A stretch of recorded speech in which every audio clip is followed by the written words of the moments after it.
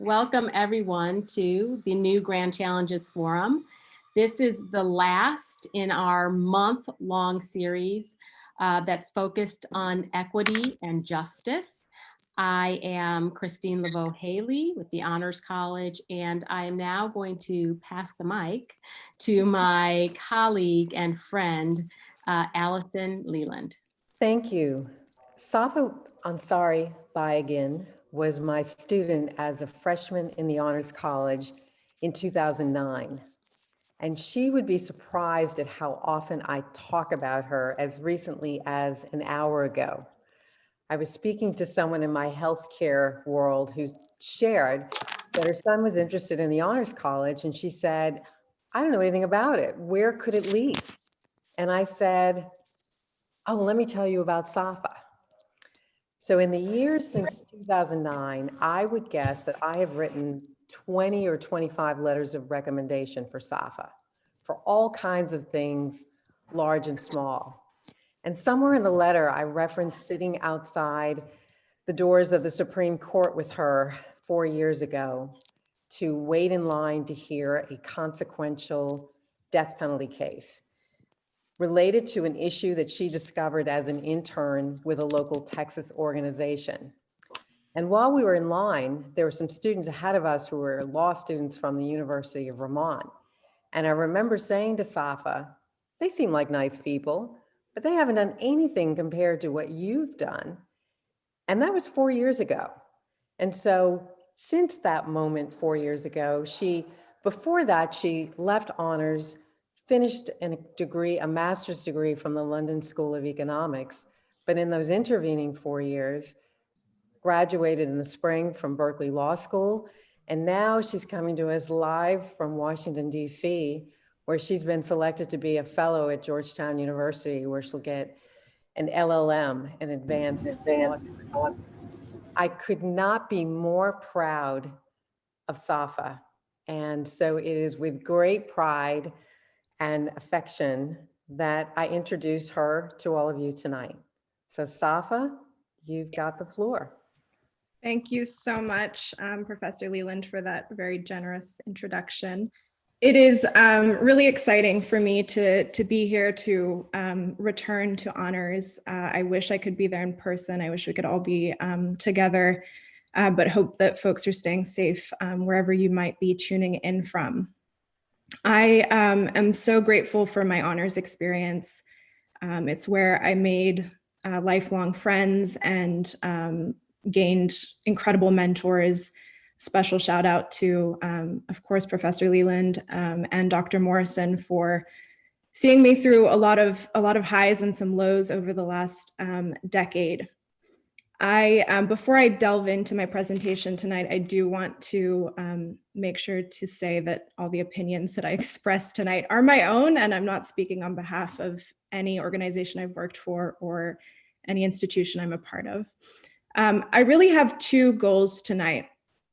One of them is for mainly the undergrad students in the audience to use my honors story as a way of kind of imparting some lessons that I've learned along the way. Going to college is such an exciting time. It's an opportunity to find your voice, to find what you're passionate about, and to kind of figure out how you're going to achieve whatever your goals or dreams might be. The second thing I hope to achieve tonight with this presentation is to talk about an issue that I care about deeply, and that's mass incarceration in America. And I believe that mass incarceration is the biggest civil rights issue of our time. And throughout this presentation, kind of the question that I hope that you will kind of keep in your mind is whether this system that we have, this criminal legal system that we have, is really broken, or rather, is it working exactly as it was designed to? We live in a society that dehumanizes far too easily. We're constantly othering, despite the fact that we're all human beings. As Brian Stevenson, who's the executive director of Equal Justice Initiative in Alabama, is known to have said, each of us is more than the worst thing that we've ever done. And throughout this presentation, I'm going to spew a fair number of statistics your way. Don't take that to mean that I'm a math person at all, but these numbers are really powerful and they're important. But I implore you and challenge you to think about the human beings behind those numbers. Think about their loved ones who are also impacted by mass incarceration. Think about the intergenerational trauma that is being inflicted on families across this country, and all in our name.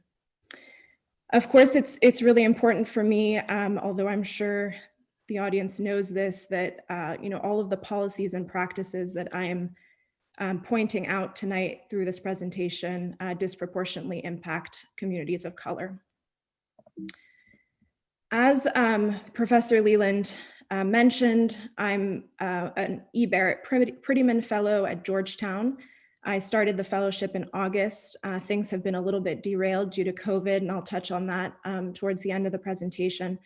But this program is one that aims to provide high quality representation to low-income individuals who are facing criminal charges in DC, both misdemeanors and felonies, and to also provide recent law graduates like myself an opportunity to receive rigorous training and supervision as I undertake my first criminal trials. And that's really invaluable. Across public defender offices in this country, there is just a lack of resources and a lack of ability to train people. And so this program tries to fill that gap. Now, I wanted to kind of kick things off with touching on one of my fondest memories from my time in honors was meeting Sister Helen Prejean. I met her in 2014, shortly after graduating from honors.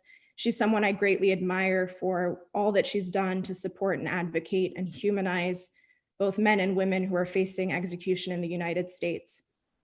I actually attended a fundraiser over the weekend featuring Sister Helen Prejean, and it made me kind of reflect back on being in the Honors College. This photo was taken in the Commons, a space I'm sure many of us miss given the current situation.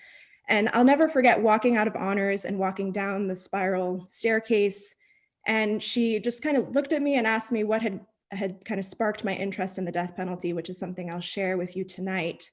And she looked at me and told me that I was really lucky to be awake. I was lucky to be awake to the injustices in our system at such a young age. And it's true that waking up to the injustices in our society is certainly part of it. But figuring out what to do with that awareness is harder, but also really exciting. And I mentioned Sister Helen Prejean because she actually introduced me to a new concept during this fundraiser over the weekend, which I thought was a really great way of anchoring the conversation and giving us some perspective tonight. She introduced me to the concept of the fourth city. And as many Houstonians will know, Houston is the fourth largest city in the country with an estimated population of 2.3 million. But Sister Helen was referencing a very different fourth city. Sister Helen said that if you take all of the individuals who are incarcerated across the country, they make up over 2.3 million people. And that's the same number that makes up the fourth largest city, which is Houston, and a place that's home and dear to many of the people on this call. This graph from Prison Policy Initiative just kind of breaks down that number a little bit further. Shows the sort of variety of institutions that incarcerate individuals across the country. But just think of that number, 2.3 million people. And as I mentioned at the outset of this presentation, mass incarceration directly impacts millions more. Prison Policy Initiative estimates that 113 million adults have an immediate family member who has been to prison or jail. Now, I told you that I care deeply about mass incarceration. I care deeply about the representation of individuals facing criminal charges. And how did that come to be? It really goes back to Professor Leland's Polls 1336 class that I took as a freshman in 2009. And Professor Leland in that course forced us to think critically and deeply about many controversial topics. And through these topics, we wrestled with the complexities of constitutional structure, of federalism, of separation of powers, limited government, the importance of elections, and civil liberties. And one topic that she chose as a vehicle for these sort of larger abstract concepts of government was the death penalty. And I remember as a freshman thinking, I'm against the death penalty. I know that in my gut. But I had never taken the time nor had reason to, because I'm privileged, to inquire into that position any further. And it was through this piece in particular, Trial by Fire, an excellent New Yorker piece, that I couldn't believe this. I was assigned this same piece for my forensics class today. So it was really fitting to kind of return to this piece many years later, over a decade later. And it's still as riveting and really horrifying of a read. And this piece really opened my eyes to the mechanics of the death penalty machine in Texas. I remember just realizing I had no idea what was happening in our court systems. I had no idea what the death penalty process looked like.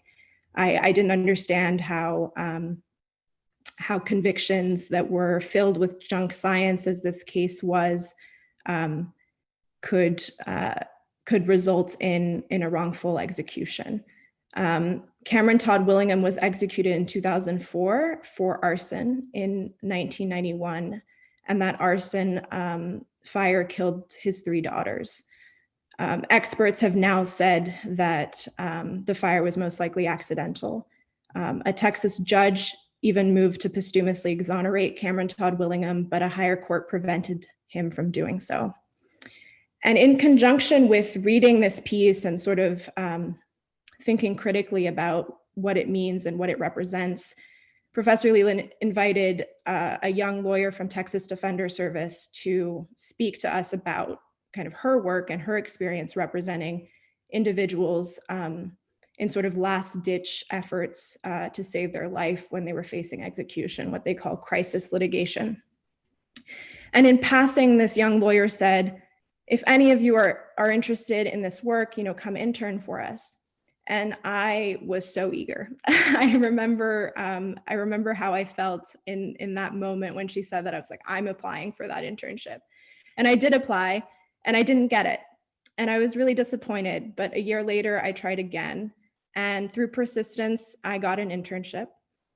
And it changed everything for me. And I remember for the first 2 weeks, I spent every day scanning filing cabinets and filing cabinet of legal documents. But I was happy to do it. I felt lucky to be there. And one of the things that Texas Defender Service did a really good job was showing us interns, people who were new to the work, why something like scanning these documents and digesting these records and looking at the details of what was on these pages could really change the course of a case.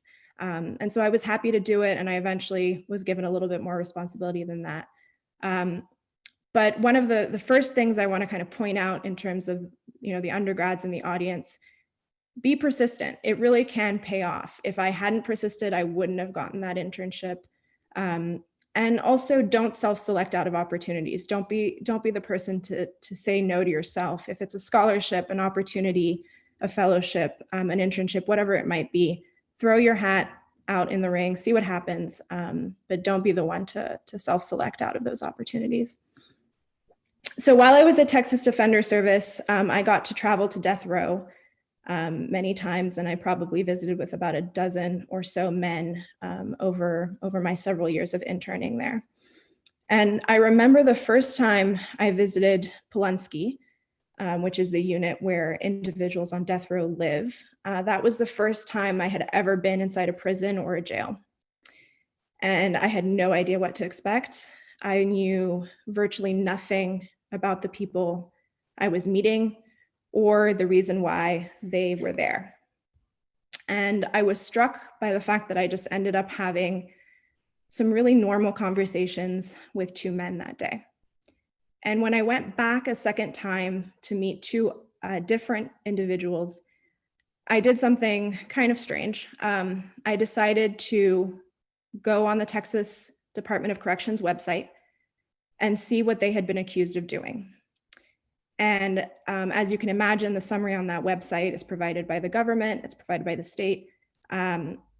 You can imagine it's a gruesome description. It's as dehumanizing as you can get. And so I went in that second time knowing, the terrible things that these two men had been accused of doing.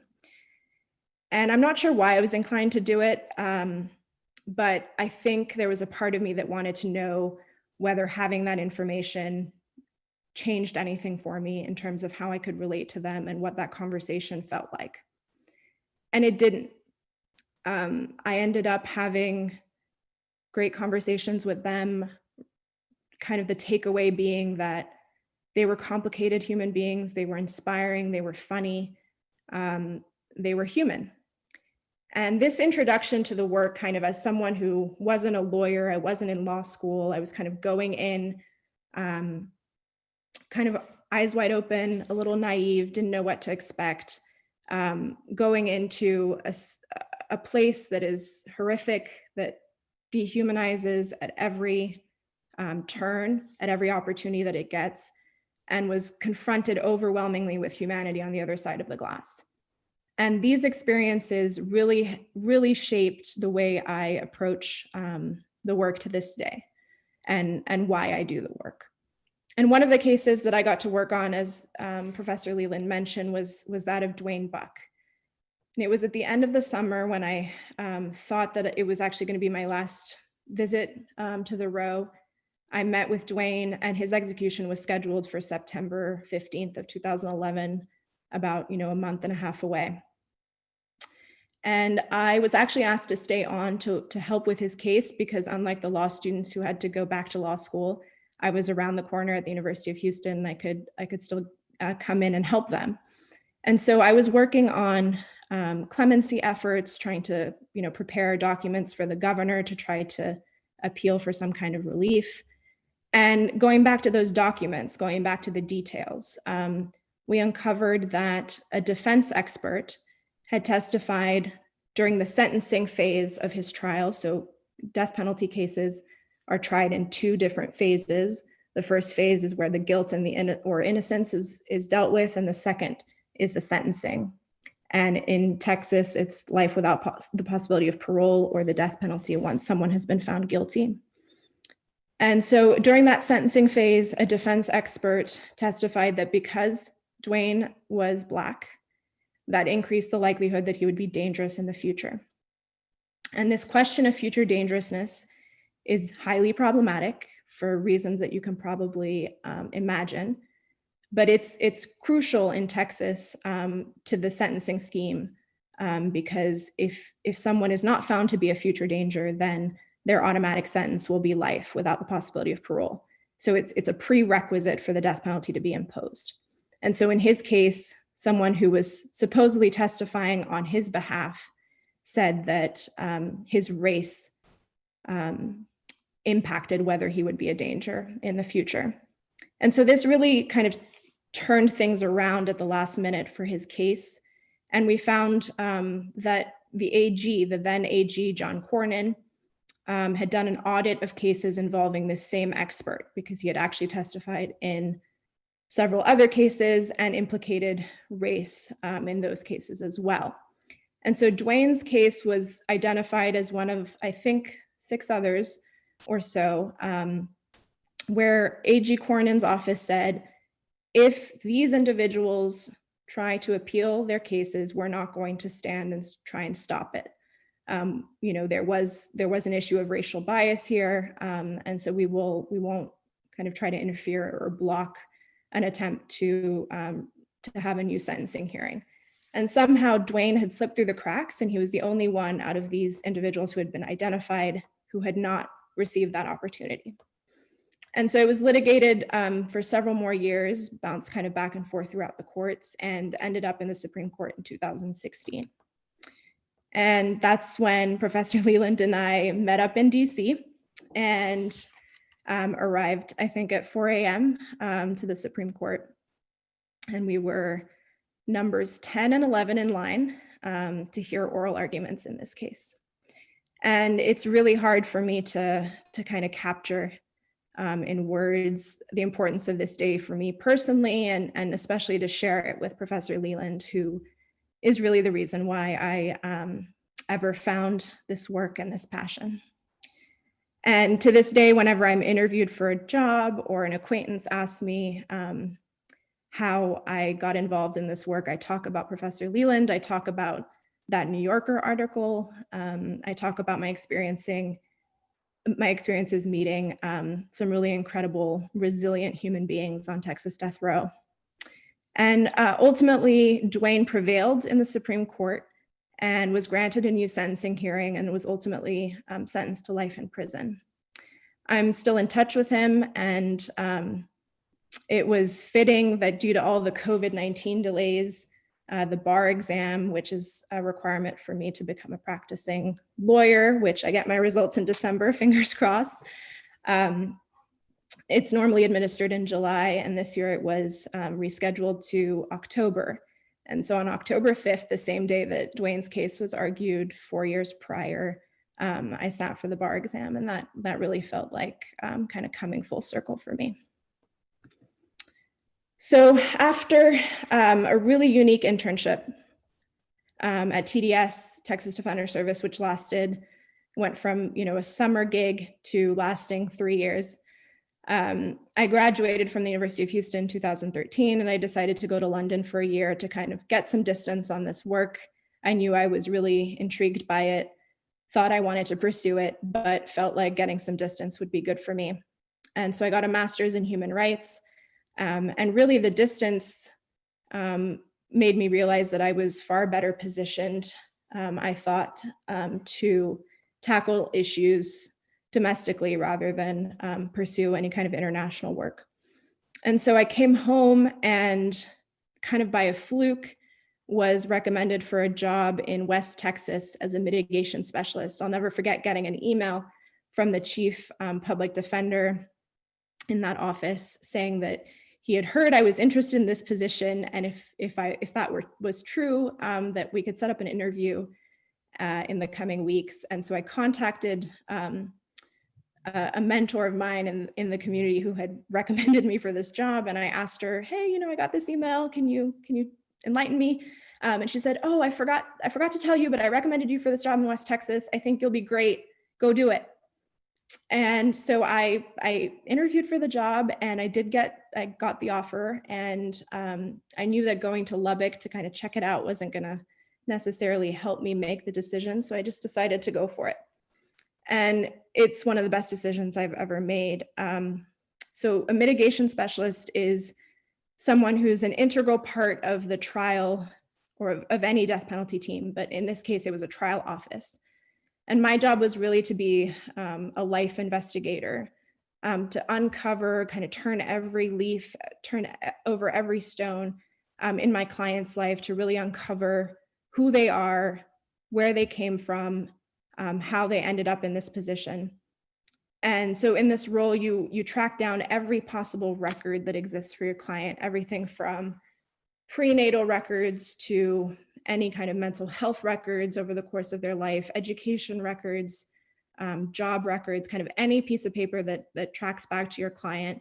And you interview everyone that they've come into contact. So teachers and classmates, old neighbors, coworkers, just people in the faith community, just sort of everyone who knows your client, who holds some piece of the puzzle of who that individual is and how they may have come to be in this position. And it's actually a multi-generational process of, where did your parents come from and your grandparents, and what has sort of your family been through, to try and contextualize what has occurred, not excuse it by any means. But the reality is that nothing happens in a vacuum.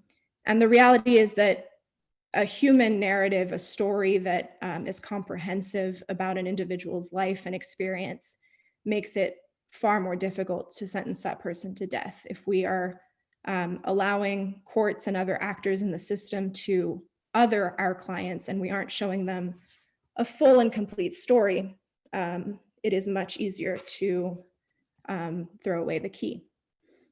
And actually, right before I jumped on Zoom tonight, I saw that the Washington Post has published the last part in a 6-part series about George Floyd's life, highlighting from his birth in 1973 to his death in 2020, all of the systemic challenges that he's been through, from everywhere from housing in Houston to healthcare access, education, prison systems, and of course, policing. And so part of the job of a mitigation specialist is also to uncover and tell the story of systemic failure in our clients' lives. This sort of art installation is also, I think, a helpful way to think about mitigation work. I used to always say that when I went out and interviewed a witness or found a great, record that was missing or that I thought the hospital had lost, I was just filling the apple cart with sort of everything that I possibly could. But it doesn't really make sense until you sort of take some distance and piece together the various pieces of a puzzle. And with sufficient distance, you can see a full human face. And so that's kind of what I was trying to do with my clients facing the death penalty in West Texas. And this kind of chapter of my life in Lubbock is a great kind of segue into another kind of life lesson for the undergrads in the audience of, as much as it can be helpful to plan and chart out your path, and anyone who knows me on this call knows I'm a planner, it's good to have a plan, but you don't want to be too rigid about that plan, that you miss opportunities that you didn't even know were out there. You didn't know to dream about them. You don't want to miss out on those opportunities. And for me, Lubbock was one of those that fell into my lap. And it was such a wonderful opportunity for me to grow both professionally and personally. But then to balance things out, I went to Berkeley for a bit. And I actually took, I guess, 4 years off between undergrad and law school. And I know that that's not, necessarily the right decision for everyone, but taking some time off for me was kind of best. The University of Houston, as far as I know, still has the 3+3 program, and that could be a great program and opportunity for some people. But I knew I needed a little bit of time to figure out if I really wanted to go to law school. It's such an investment. And that's kind of another point, is that there's no one path. There's no one way to kind of get wherever you're trying to go. And there's so much that can be done without a law degree. I could have happily pursued mitigation work. I just loved spending time building, trusting relationships with my clients, with their families, walking my clients and their families through an extremely difficult process. Our criminal legal system is designed to be the least transparent system out there. It is extremely complicated to navigate. And so I took tremendous pride in being the person who was kind of on the team who was closest to the family. But I also recognized that I felt limited in that role. I was the one kind of behind the scenes giving lawyers the ammunition that they needed to go fight inside the courtroom. But I recognized that I wanted to be the person next to them in the courtroom, arguing on their behalf, fighting for them, elevating their voice in the process, and shifting the narrative about my client and who they are and what they've been through. And this is kind of an opportunity for me to just share that I think it's really important to think about sort of what suits you and what sustains you. For me, it is client interaction that sustains me. That's why I get up every day to do this work. But there are so many ways you can engage the system. Do you want to engage the system from within? Do you see yourself working to influence the various actors from outside the system? Do you want to do community-based work, policy work? If you're interested in the law, are you inclined to do systemic work? Do you want to kind of take on impact litigation that will have broader change, or do you really kind of thrive on this type of individual representation? Or do you want to combine those different ways of advocating for people? I remember having many conversations with my mother about sort of how I positioned myself and whether I wanted to kind of pursue systemic work to have broader impact, or whether I wanted to sort of continue to do individual case-by-case representation. Don't shy away from those conversations. Have those conversations with your loved ones, have them with people around you, and kind of experiment. It's great to try different things, and know that you can pick something and try it out for a little while. And if you want to try something else, you're not wedded to any one path. And while I was at Berkeley, one of the activities that I got involved with was a restorative justice group, which used to go inside San Quentin prison, pictured here on this slide. And I participated in restorative justice circles led by the men inside. So we would kind of come in as law students, and we were joined by other community members to sort of represent folks on the outside. But the men inside were the ones who led these groups. So we were sort of guests in their program. And the roots of restorative justice, I think it's important to note, go back to indigenous cultures dating back centuries. And it's an alternative practice that encourages constructive rather than punitive or retributive responses to wrongdoing. And the idea is that those who caused harm, crime survivors, those affected in the community at large, can come together to participate in a facilitated dialogue. And through that dialogue, through kind of a long process, can formulate a consensus-based plan to address the harm that has occurred. And so these roundtable discussions for me were really grounding, especially in my first year in law school, where you learn a lot of black letter law, a lot of abstract concepts, and especially as someone who had come from doing work with clients, kind of real people, day in and day out, I found inspiration by going to San Quentin on a weekly basis to kind of remind me of why I had gone to law school. And I think it's important for all of us to kind of take time to remind ourselves of why we're doing certain things. For law school, in my case, it was a means to an end. And what inspires you and what you're working towards is something that's sort of important to spend some time thinking about, so that when things get hard and challenging, you can kind of go back and say, this is why I'm kind of struggling right now to get through this. There's a reason. On the topic of San Quentin, it's important for me to mention that it's ended up being one of the sites of a major COVID-19 outbreak. Roughly 2,200 people contracted COVID-19, which is well over 50% of the population at San Quentin. 28 people have died, and a court has recently ordered that San Quentin either has to transfer or release half of its population to try and deal with the spread of COVID-19. And I'd like to talk a little bit more about California and its prisons and sort of the current response to wildfires in California.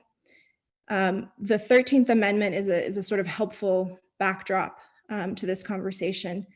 It reads, as you can see on the slide, that neither slavery nor involuntary servitude, except as a punishment for crime whereof the party shall have been duly convicted, shall exist within the United States.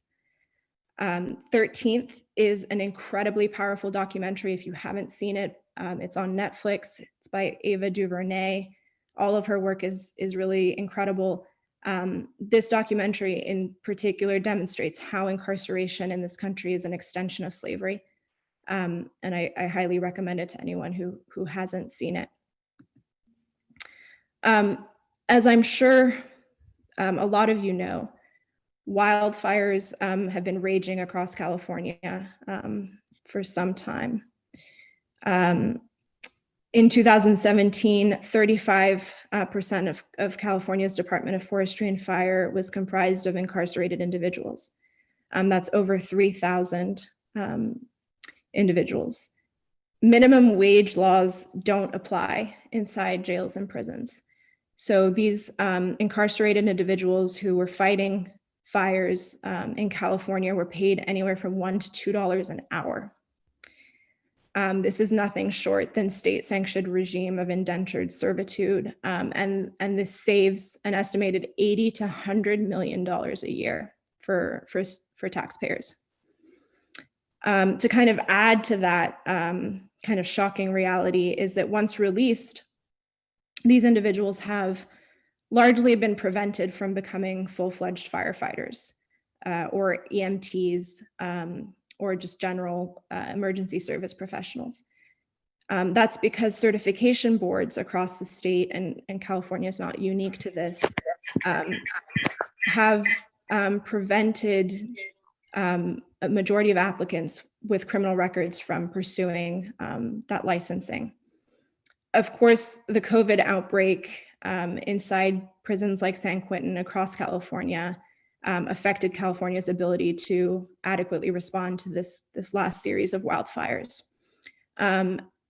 Part of that response was an act by current Governor Gavin Newsom. You can see him signing the bill here amid kind of the ash and destruction of the fires, to allow formerly incarcerated people who participated in the state's firefighting program to expunge their criminal records upon release so that they can hopefully pursue these jobs a little bit more easily.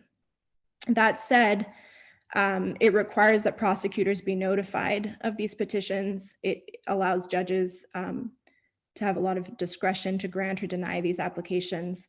And it's unlikely to actually have the advertised sort of impact of eliminating barriers to careers in firefighting, but it's something. But generally sort of points to a larger need for us to do better, to give people who have made mistakes and want to do better with their lives, to give them a second chance. And this kind of gets me to the topic of collateral consequences. Collateral consequences act as a significant barrier to the successful reintegration of formerly incarcerated individuals, which can lead to increased recidivism and ultimately perpetuates a damaging cycle of mass incarceration, especially among low-income communities and communities of color. Where and how people can legally and safely contribute to the economy and their own well-being shouldn't be limited. And experts have actually identified more than 40,000 collateral consequences at the state and federal level that can limit or prohibit access to the things listed on this slide, employment, licensing, as we saw with firefighters, public benefits, housing, voting, you name it. Felony disenfranchisement, voting is kind of a big one that I wanted to touch on during this presentation. As you can see on the slide, as of 2020, an estimated 5.17 million Americans have previously been convicted of a felony. And what do we mean by felony? There's a broad range of things that are categorized as felonies in this country. You can get a felony offense for driving with a suspended license, for burning a tire in public, trespassing on a construction site. So these are not by any means exclusively violent offenses. There are many nonviolent offenses that will get you a felony conviction. Amendment 4 was passed in Florida in 2018 with the promise of restoring voting rights to over 1.4 million. And we saw a response in Florida that was really extremely disappointing, passing a law requiring that felons actually pay all of their fines and fees associated with their sentence before they can vote. And this is really nothing short of a poll tax. It's really difficult for people with felony convictions to get jobs, as we touched upon earlier.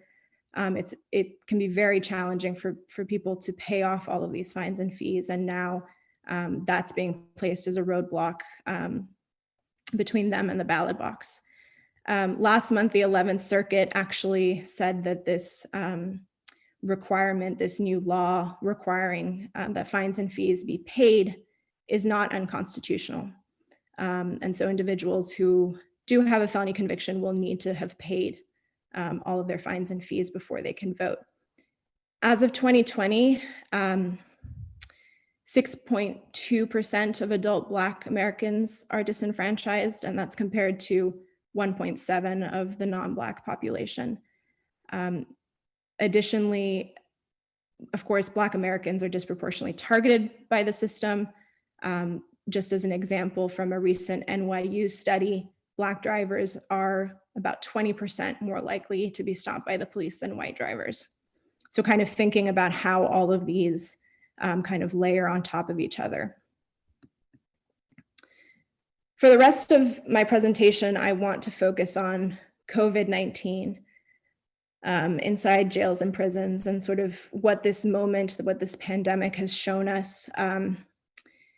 Honestly, nothing new if you've been paying attention, but has certainly exposed just the extremely problematic conditions inside of these facilities, really exposing the fact that we're looking at a human rights crisis inside of these facilities.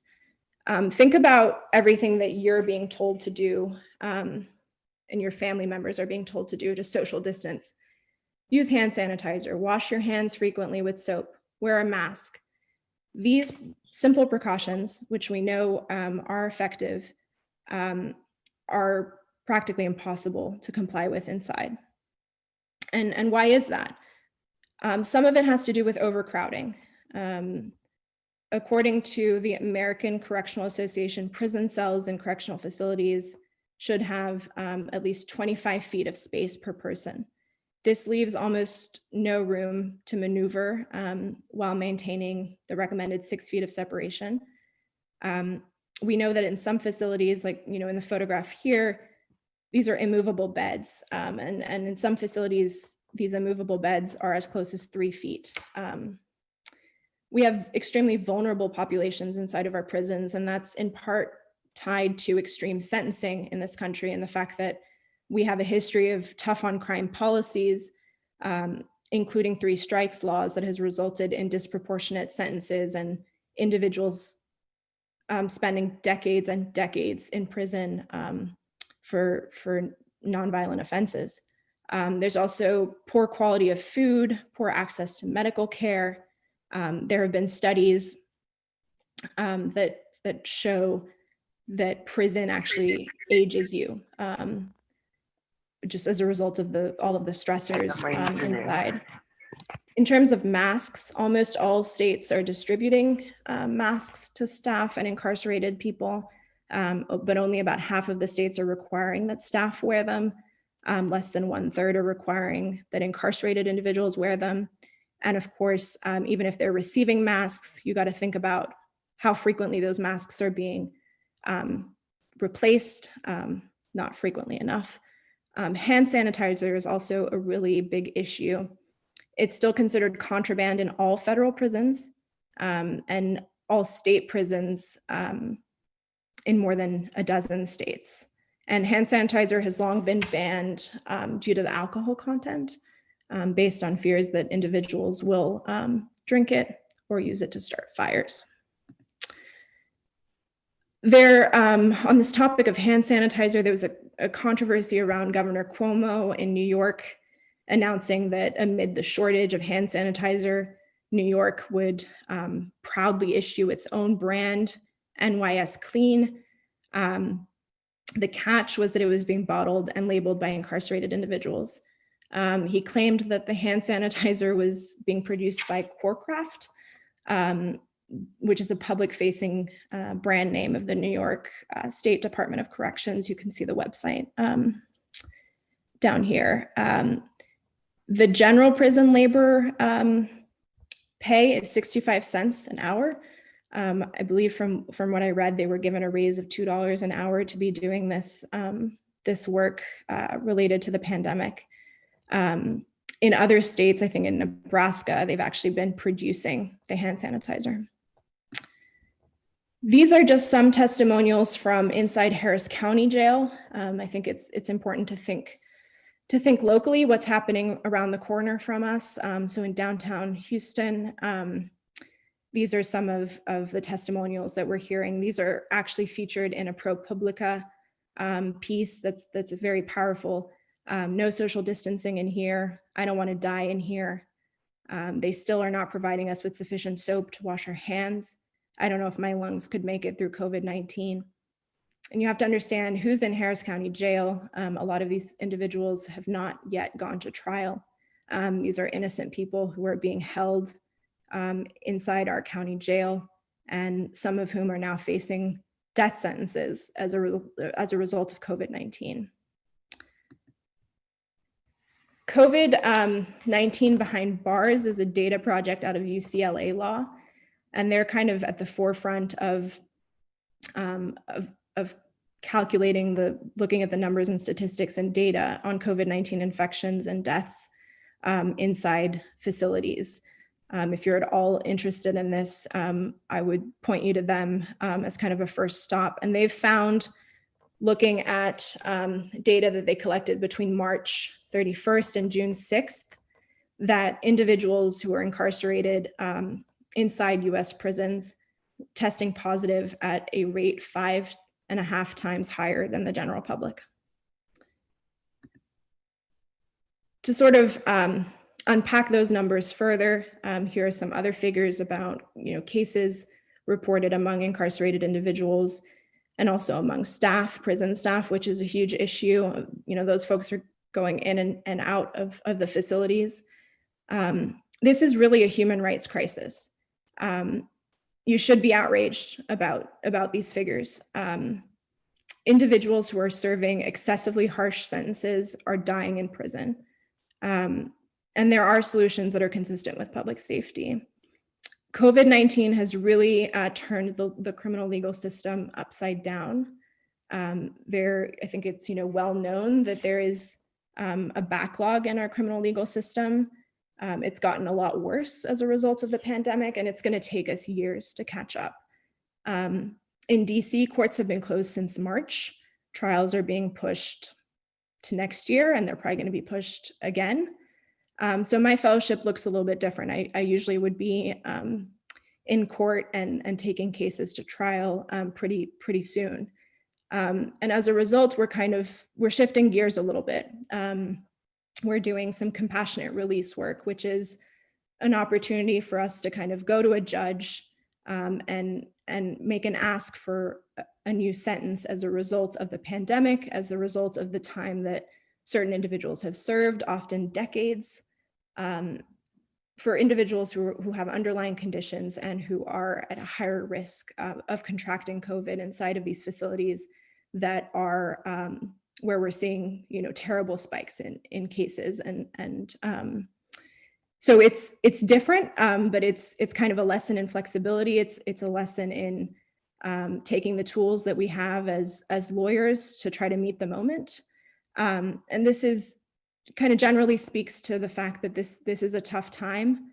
It's important for us to take care of ourselves, but it's also a time to mobilize and to find ways to help the most vulnerable among us.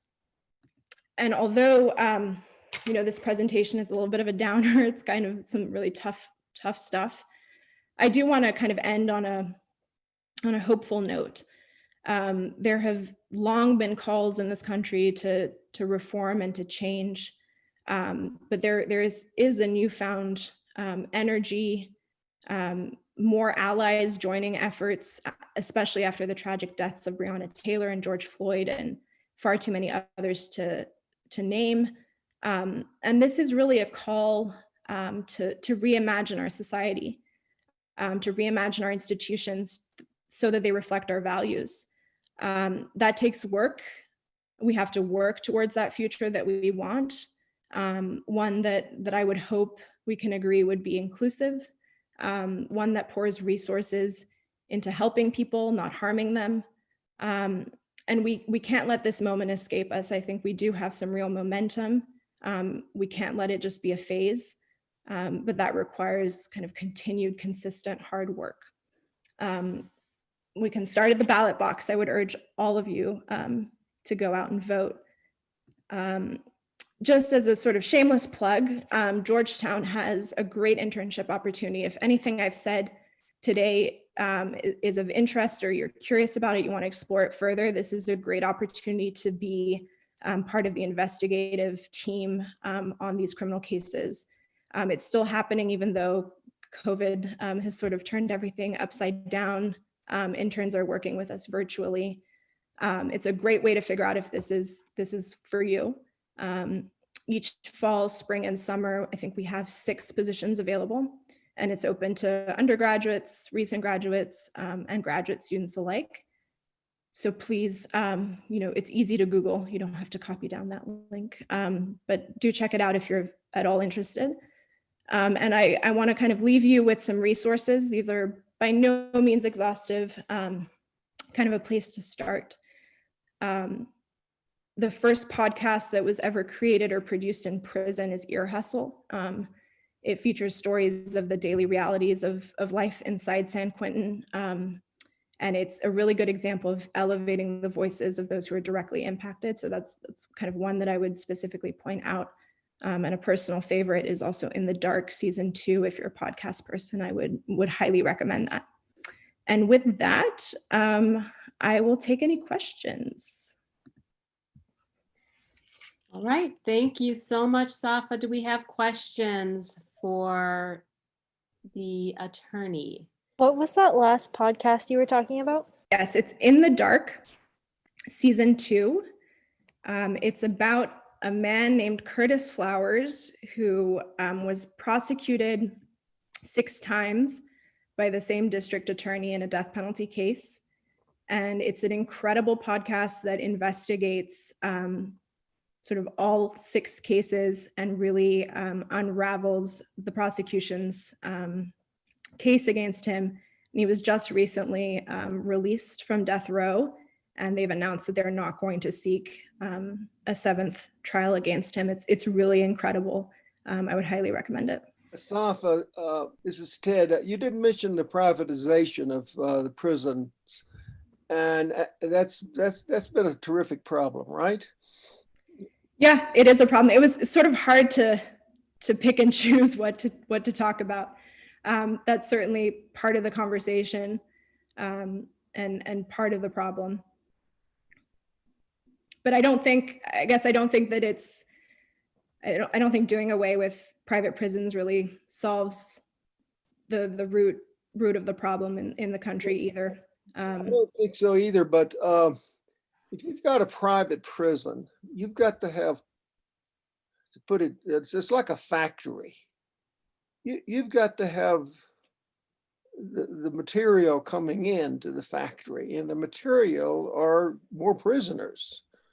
And so it's just a self-perpetuating, keep this prison full. You got to get so the police have to be in on the racket, as it were, to keep the private prisons going. Isn't that right? You're absolutely right, and the profiteering aspect is extremely troubling. I would agree with you that we do as a society profit off of this labor. I mean, I didn't talk about private prisons specifically, but I did try to point to a few examples of the way in which we exploit individuals who are incarcerated, and then add on top of that the fact that a lot of people are profiting kind of across the board. It's very troubling. I have a question regarding the numbers that you mentioned, Safa, from the UCLA Law COVID Behind Bars Data Project. Is that just from one prison, or is that like a group of prisons that they took those numbers from?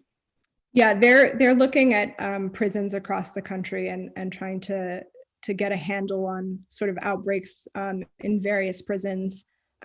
So they're sort of looking more broadly at sort of what's happening nationally. And I would recommend, they've got a report out.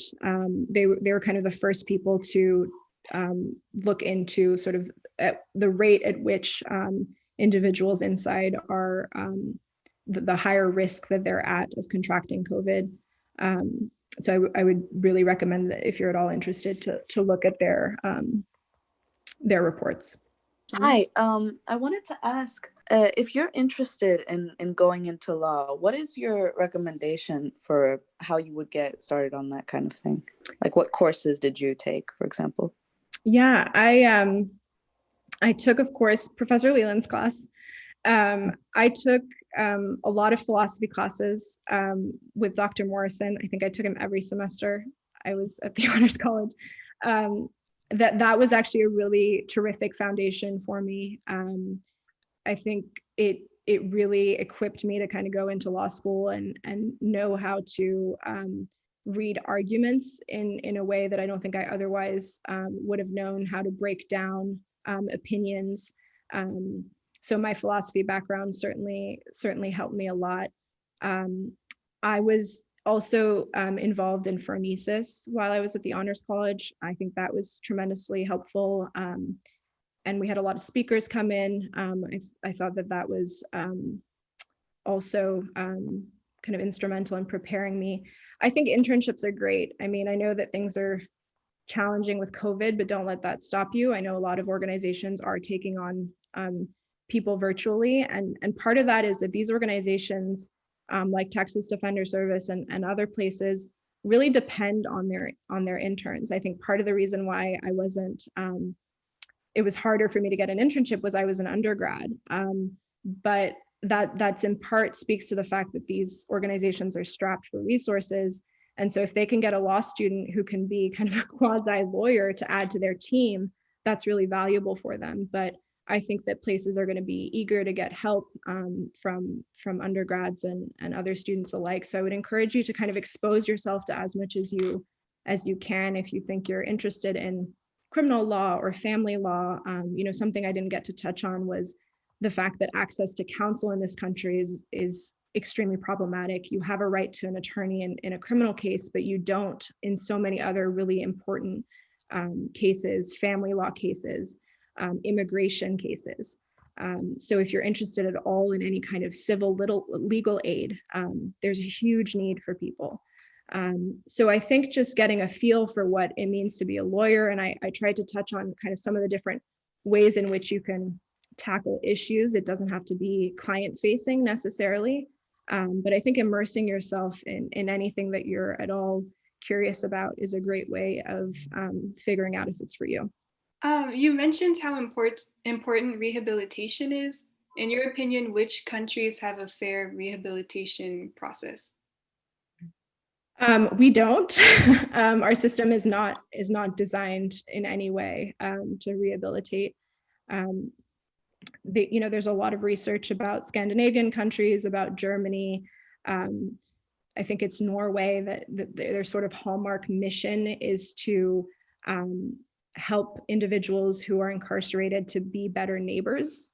And so the whole idea is you're future looking, you're thinking about how these people are going to integrate and be someone's neighbor. That's a completely different sort of purpose for punishment than we have here.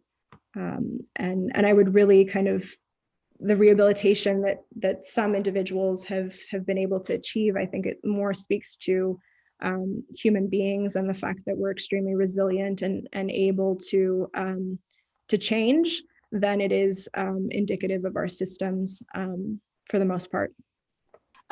This is by no means like an opposing question. I actually don't really know that much about law, but I was wondering because it seems throughout your lecture that you're kind of pushing towards more of like releasement of prisoners, and I was wondering how you address recidivism rates and how like huge percentages of prisoners go back to prison. Yeah, I think that's an important point. I think recidivism is certainly part of the conversation. I think what I was hoping to achieve with the presentation was sort of to get us to think about the ways in which we set these individuals up to fail. I mean, we don't have a safety net in this country. We don't have sort of the programming and the resources at the outset to prevent people from falling into incarceration. And we also don't have those on the back end.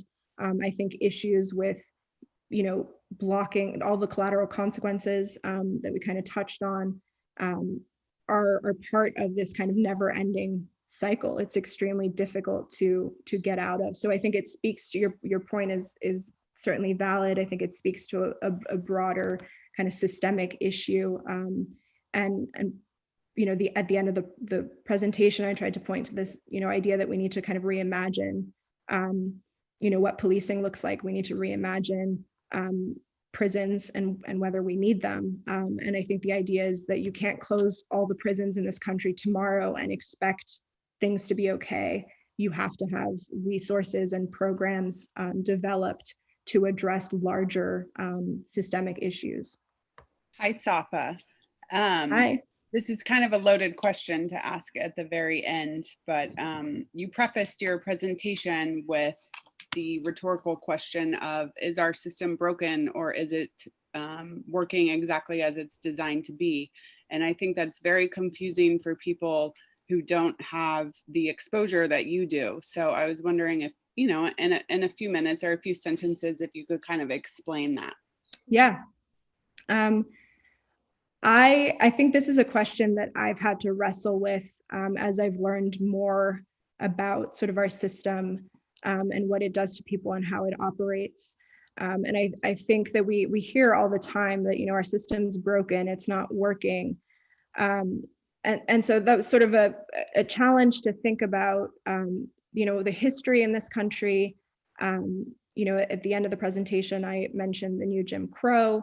I mentioned, 13th, the documentary by Ava DuVernay, that I think the more you sort of research and you understand how we have come to this issue of mass incarceration and the fact that we incarcerate more than anyone in the world, that is not in isolation, that is part of a larger history in this country. If you look at the numbers of who we are incarcerating, I think I personally have come to the position that this system is operating the way it was designed to operate. It is keeping people out who we historically have oppressed. It is shutting off opportunities to those individuals in sort of every which way we can conceive of. But I think it's, I know plenty of people who would disagree with me, who do tremendous work and who are also diehard advocates. So I don't think there's necessarily, a right or a wrong answer, but I think it's a helpful way of just thinking about systemic racism in this country, and what mass incarceration is really an extension of and a manifestation of in this country. I think we have two more questions. One from Michelle. I'm wondering what your thoughts are on how we're treating the mentally ill and what you've seen with the incarceration numbers. I recently in PA school and did a my behavioral medicine rotation in the emergency department and saw a lot of these patients are being treated, number one, like they're prisoners within our own healthcare system, but also a lot of them are being diverted to the prison system too. Yeah, that's an excellent point, and it's another sort of topic that I didn't get to touch on, but it's one that I care deeply about. I worked on a death penalty case in West Texas involving an individual who's severely mentally ill, and it's just tragic. And the reality is that our prisons have become our mental health care system. I mean, that's where we put individuals who are suffering with severe mental illness. And another point that I didn't touch on when Dina Estes asked about private prisons, they have privatized healthcare inside those prisons too, which is extremely problematic.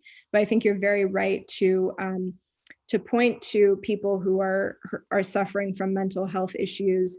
And that kind of goes back to the question about, I think, it was recidivism, and we shouldn't be turning to prisons as our answers to these larger systemic issues. We should be addressing these outside of punitive, dehumanizing spaces such as prisons. But that's an excellent point. And civil commitments are also a huge issue. and part of a broader issues in this country. All right, we have one last question. I have a Thank- question for you. It's about the recent push to defund the police, quote unquote. Like, what's your stance on this? Because it's a complex issue. It's more complex than it sounds like. Yeah, What's your it is really complex, and I probably can't do it justice in a few minutes by any means, but I think that fits into sort of the larger theme that we see all of these questions pointing to, is that we kind of have tunnel vision in this country, that we sort of see prison and police as our sole response to any of these issues. And I think the most sort of compelling that I've seen is people who are starting to again, reimagine what our response can be to situations. When the police are called, it could be any number of things. Someone could be having a psychotic episode. Should we be turning to the police in those situations, or can we have other community-based programs with people who are trained to deal with people with mental health concerns to address what is happening, to give those people resources, to plug them into communities with programming that's adequate to respond. So that's kind of one example that ties into this last question from Michelle. I think it's so hard to sort of see day in and day out the system that we know so well, and to think big. I mean, I think we are our own we're the ones limiting our imagination when we think about these institutions that have been kind of hallmarks for so long. I think we have so many bright people kind of across the field, not just lawyers, but sort of everywhere. And if we get together and have these conversations and sort of think big, I think that we can really achieve things that today we wouldn't even think was possible. And so I would just encourage people, wherever you are, wherever your position, whatever your expertise is, to challenge yourself to think beyond what we're doing currently, because I can tell you that it's not working. It's not the answer. I can tell you that confidently. So I would just encourage everyone to think about what a better, more holistic, inclusive, not racist response can be. All right, thank you. Can everyone turn off their mutes or unmute yourselves, and let's give Safa a big round of applause, please. Yay. Hey, Safa. Thank you, everyone. It was really a pleasure to come back to honors, and I owe so much to all of you, and you're all in my hearts, and thanks for this opportunity. Well, we are so proud of you. We brag about you all of the time, like Professor Leland said. I mean, you are definitely a student. We have so many of you. We have Josh on here, Christopher's on here tonight, but we brag about you so much, and we're so proud of you. And we will be watching, because we know you are doing big things. And so we'll be looking and following your career. So good luck. Thank you. Thank you. And to the students, I'm always available. There are many people in the Honors College who have my email. Feel free to reach out if I can be of any help. I know I've spoken to some grads who are interested in law school, but I am a resource, and I really think it's important to pay it forward. So, be in touch, and I'm happy to chat. Absolutely. Thank you. Thank you so much, everyone. Take care. All right, everyone, have a good evening. Bye. Bye.